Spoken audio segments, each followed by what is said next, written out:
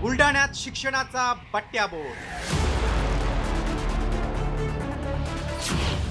शिक्षिका गेल्या रजेवर, विद्यार्थी वाऱ्यावर। मुलांना शिकवतात चक्क रोजंदारावरच्या महिला।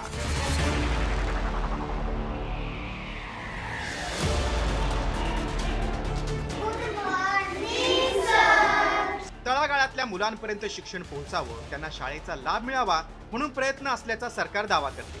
मात्र दुसरीकडे ग्रामीण भागात शिक्षणाची स्थिती धक्कादायक आहे। बुलढाणा जिल्ह्यात शिक्षण विभागाचा भोंगळ कारभार समोर आलाय। इथे चक्क रोजंदारीवरच्या महिला मुलांना शिकवताना आढळल्यात। हो, तुम्ही ऐकताय ते खरं आहे। चक्क 200 रुपये रोजंदारीवर 2 महिला शाळेतील मुलांना शिकवतायत। विद्यार्थ्यांच्या भविष्याशी खेळण्याचा हा प्रकार चिखली तालुक्यातील शेलूद येथील जिल्हा परिषदेच्या शाळेतील आहे। इथल्या 2 महिला शिक्षिका गेल्या वर्षभरापासून बाल संगोपनाच्या सुट्टीवर आहेत। अर्चना बाहेकर आणि शीला बाहेकर अशी शिक्षकांची नावे असून त्यांनी आपल्या बदल्यात 2 महिलांना शाळेत शिकवायला ठेवलंय। स्वतःच्या मुलांना उच्च शिक्षण मिळावं यासाठी दोन्ही शिक्षिका लातूरला गेल्याची तक्रार आहे। कमीत कमी एकच महिना फक्त त्यांनी इथं हजेरी दिली आणि त्याच्यानंतर जायले तर पुन्हा काहीच पता नाही। नंतर आमच्या हळूहळू लक्षात आलं, कोणी म्हणे डिलिव्हरी गेल्या, कोणी म्हणे कुठे गेल्या।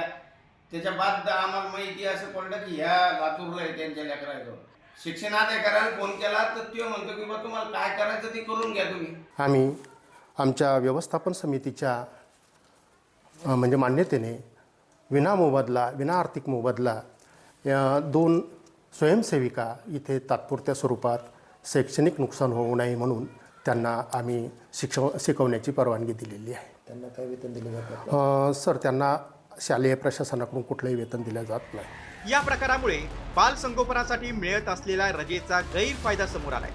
जिल्ह्यात इतरत्रही असे प्रकार घडत असल्याचा संशय व्यक्त होतोय।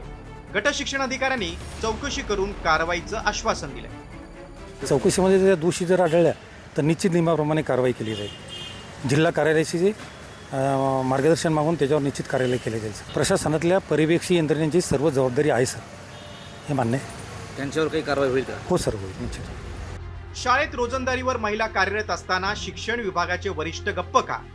शाळांची नियमित तपासणी होत नाही का, असा सवाल पालक वर्ग विचारतोय। कॉपीमुक्त अभियान ते पहिलीपासून सीबीएसई बोर्ड असे निर्णय घेणाऱ्या राज्य सरकारनं प्रथम जिल्हा परिषदेची शिक्षण व्यवस्था सुधारावी अशी अपेक्षा व्यक्त होते। शिक्षण मंत्री दादा भुसे या प्रकाराची दखल घेऊन काय कारवाई करतात याकडे सगळ्यांचं लक्ष आहे। संजय जाधव, साम टीव्ही, बुलढाणा।